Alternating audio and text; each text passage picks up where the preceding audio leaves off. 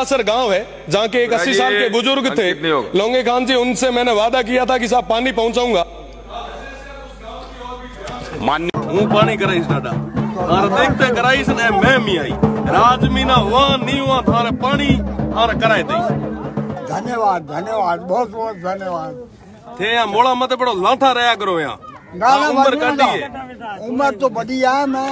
हाँ इतनी उम्र बिना पानी काटी भी हमें था ना पानी हूं ले आए दईस। धन्यवाद बहुत बहुत धन्यवाद बहुत बहुत। और लाठा रहा थारो आशीर्वाद है ते ये राख्या ला रहे हूँ दब ठोके करा दे। जो थारा मैं करता मामा लोगों मैं करता। मेहरबानी। बहुत बहुत धन्यवाद सभापति महोदय। पानी पे चर्चा चल रही है और पानी का सही मूल्य जो है वो मरुस्थल के वो रेगिस्तान के लोग ही समझ सकते हैं। सीमांत के लोगों से ज्यादा तो कोई समझ ही नहीं सकता। ऊंडे तले और पानी पीर में इतनी तक पुगा। आज पानी पे चर्चा चल रही है और उस सीमांत के लोगों को आजादी से लेके आज तक अभी तक पानी नहीं मिल पाया है। एक तरफ हम बात कर रहे हैं साहब मंगल ग्रह पे पानी ढूंढ रहे हैं, अलग अलग जगह जा रहे हैं, पर वाकई स्थिति क्या है, धरातल की स्थिति क्या है, इस बारे में सोचने की जरूरत है। स्टेट को और सेंट्रल गवर्नमेंट को मैं धन्यवाद देना चाहूंगा कि आप ERCP जैसी योजना लाए। साथ ही साथ मैं निवेदन करूंगा कि वेस्टर्न राजस्थान के लिए भी ऐसी परियोजना जरूरी है जिसकी सबसे ज्यादा जरूरत है। मेरे से पहले भी कई माननीय सदस्यों ने इसकी मांग रखी, मैं उन्हें भी धन्यवाद दूंगा। साथ ही साथ सभापति महोदय, आपके माध्यम से मैं प्रदेश की सरकार से निवेदन करना चाहूंगा कि नर्मदा व इंदिरा गांधी नहर है वो काफी लंबे समय से उनका एक्सटेंशन भी रुका हुआ है और काम भी अधूरा है। सीमांत के लोग चाहते हैं कि नर्मदा और इंदिरा गांधी नहर को आपस में जोड़ा जाए ताकि वो जो DNP क्षेत्र है, वो जो सीमांत के लोग हैं और उनकी जो जमीन है उसका फायदा मिल सके, वहां पे बुआई हो सके। आज के समय में ये बहुत ज्यादा जरूरी है। नर्मदा नहर की मैं बात करूं तो 2013 में इसको लाया गया था, 2017 तक कंप्लीट करना था, 217 गांवों का लक्ष्य था, पर मुझे बड़े दुख के साथ कहना पड़ रहा है कि आज भी वो पूरी नहीं हो पाई और अभी तक वो टेस्टिंग में चल रही है। मेरा निवेदन कि इंदिरा गांधी नहर परियोजना थी उसका भी एक्सटेंशन रुका हुआ है। मैं निवेदन करना चाहूंगा कि इस बारे में भी आप दिखवाएं। बाड़मेर लिफ्ट कैनाल के माध्यम से शिव ब्लॉक के और बाड़मेर तक, बाड़मेर की विभिन्न गांवों तक पानी पहुंचाया जाता है, पर मोहनगढ़ जहां से ये पानी आता है वहां पे कई बार बिजली आपूर्ति की कमी के कारण ये समस्याएं पैदा हो रही है। आज जल और बिजली दोनों की चर्चा है, इसलिए मैं इस मुद्दे को भी विशेष रूप से रखना चाहूंगा।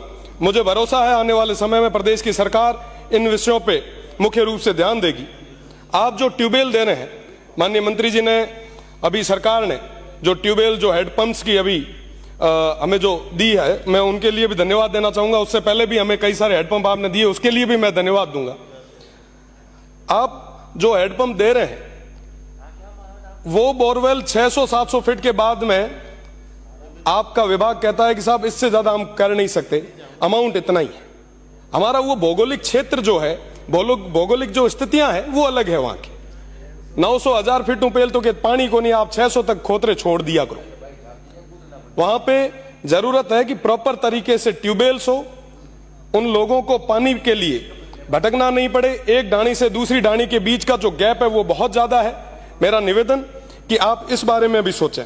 साथ ही साथ जो पुराने हमारे संसाधन थे, बेरियां थी, बावड़ियां थी, हमने उनका रखरखाव छोड़ दिया। पुराने जो स्रोत थे हमने उनको छोड़ दिया, जिसकी वजह से आज ये तमाम समस्याएं हमें देखने को मिल रही है। मेरा निवेदन रहेगा कि आप एक विशेष पैकेज बनाएं, विशेषकर सीमांत के उन लोगों के लिए, ताकि वो जो बेरियां हैं, वो बावड़ियां हैं, वो तालाब है, उनको हम पूरे तरीके से संरक्षित कर सके। साथ ही साथ एक जायका का प्रोजेक्ट रुका हुआ है, काफी लंबे समय से वो पेंडिंग चल रहा है। चोटन की 18 पंचायतें जो मेरी आ रही है, उसके साथ साथ चोटन क्षेत्र के भी कई सारे गांव इससे प्रभावित हो रहे हैं। मेरा निवेदन कि आप इस बारे में भी सोचें।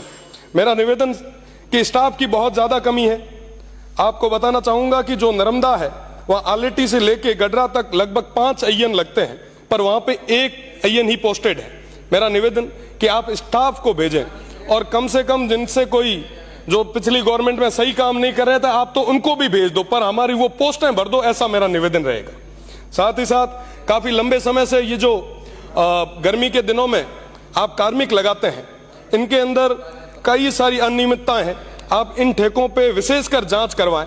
लंबे समय से, जब से ये आपने ठेका प्रथा शुरू की है तब से लेके आज तक इसमें भारी अनियमितताएं हैं, आप इसकी जांच कराएं।